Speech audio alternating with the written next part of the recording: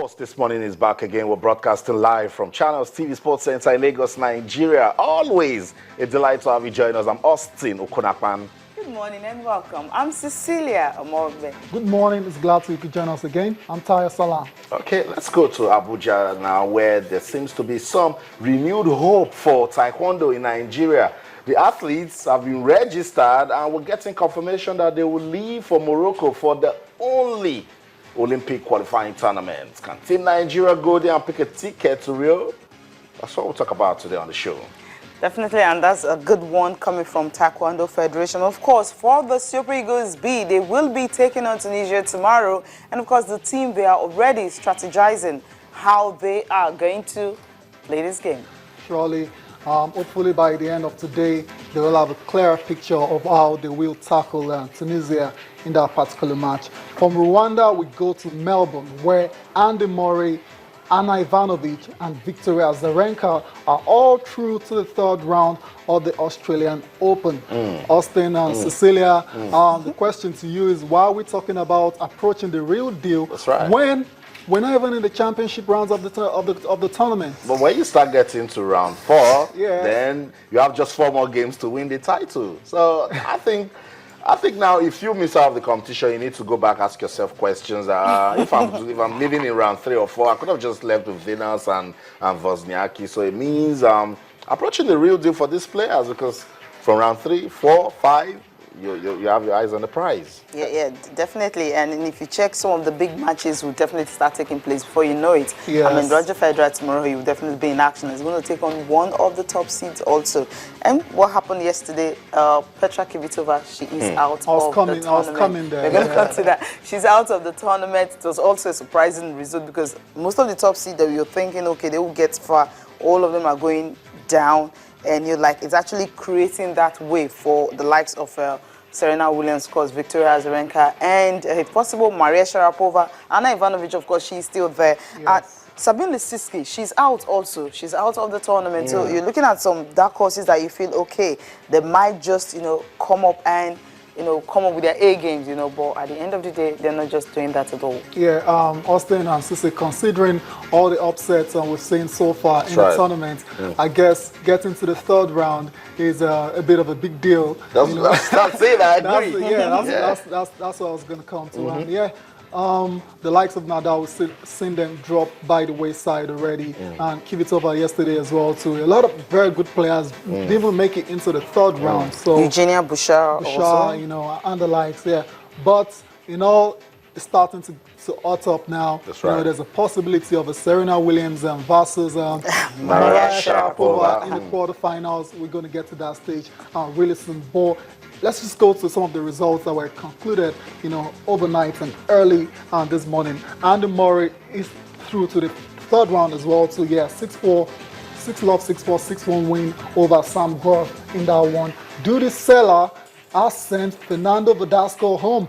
What's the point of beating Rafael Nadal if you're going to go out in the second round? Yeah, Fernando Verdasco is out, courtesy Duty Seller of Israel. The game ended 4-6, 6-3, 6-3, 7-6 in that one. Not a very good one for Verdasco. A lot of pundits actually thought he will, just get into the latter stages of the competition. Done. Yeah, but then why have you beaten Nadal if you're going to go in the second round? I don't really understand that. It doesn't make any sense to me. The results. 5-set thriller. Yeah, maybe he just got Epic too fight. tired from that particular marathon of a game, and that's why he's out in the second round. You're going to come to Guy Monfils also, he's through, having to be Nicolas Mahon 7-5, 6-4, 6-1. And he made just only 10 unforced L's. Good game for Monfils, but we all know how he ends for him. At the end of the day, a lot of people have tipped him to one of those players that will win a Grand Slam before the end of his career, but it's not looking like it's going to happen right now. I want to be proved wrong by Guy Monfils. Some other good players are actually still going strong as well. So we talked about Victoria Azarenka. She's through to the third round as well too.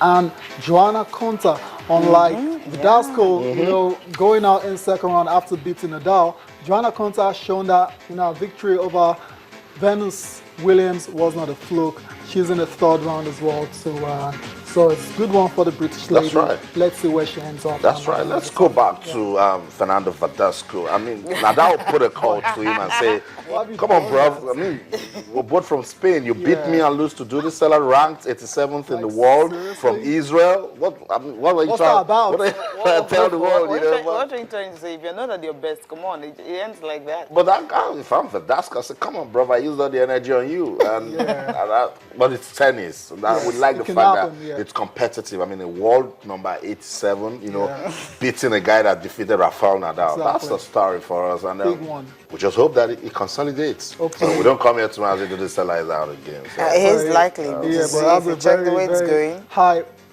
probability that that's going to happen. He's an unfancied player at this tournament. So I won't be surprised if he goes out in the next round. I won't be surprised at all.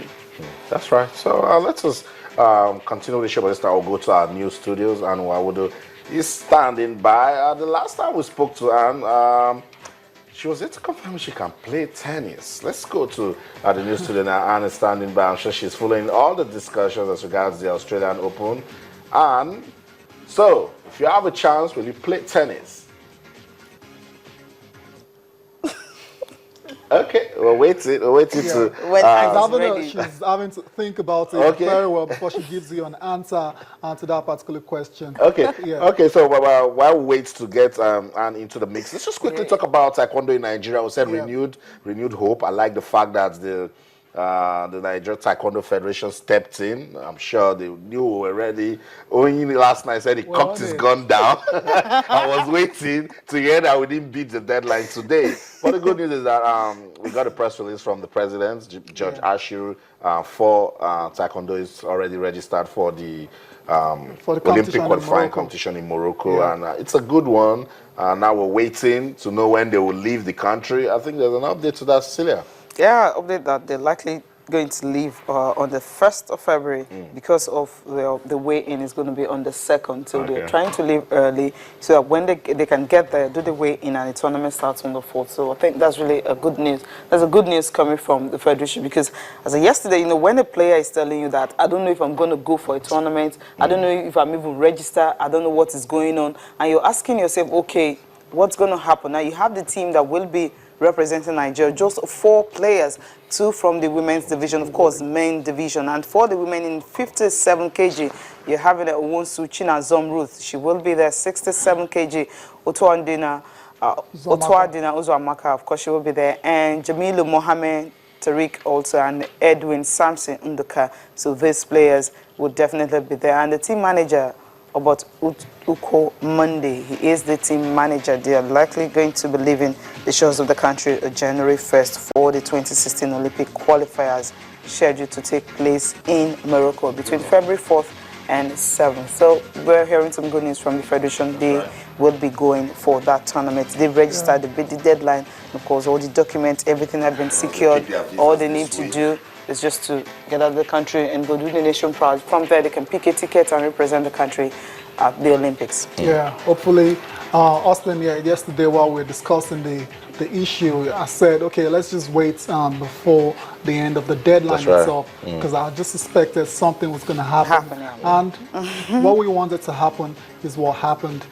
The players have been registered and they will go to Morocco. I like that very much, and because they just need that chance, they just need that opportunity to to go and perform and hopefully get a ticket for the real games. But then that's just one hurdle scaled in terms of the registration. That's right. They still need to leave this country. We've had situations where things happen at the last minute and you hear those people have not been able to travel. We hope that's not the case. So February the 1st, we'll be looking. They've got to leave Nigeria. Yeah, the good thing is that they're traveling through Lagos, so we'll definitely try to be there and actually see them, track them up, see them leaving. And after that, we'll know, okay, all you need to do now, the Federation have done enough for you. You've trained, you've got your registration. Cecilia, they give them excuses because if these players go to Morocco now with the wrong state of mind. See, when you prepare for a competition, a major one as this, there shouldn't be any it should be smooth. Mentally, you should be ready. Yeah, I agree with you, Austin. Yeah, spot on. It's not be smooth. Yeah, but we hope the players are just, they've done enough to block all them distractions, just block it totally. Hopefully, they've been able to do that and just focus on the task That's ahead. right.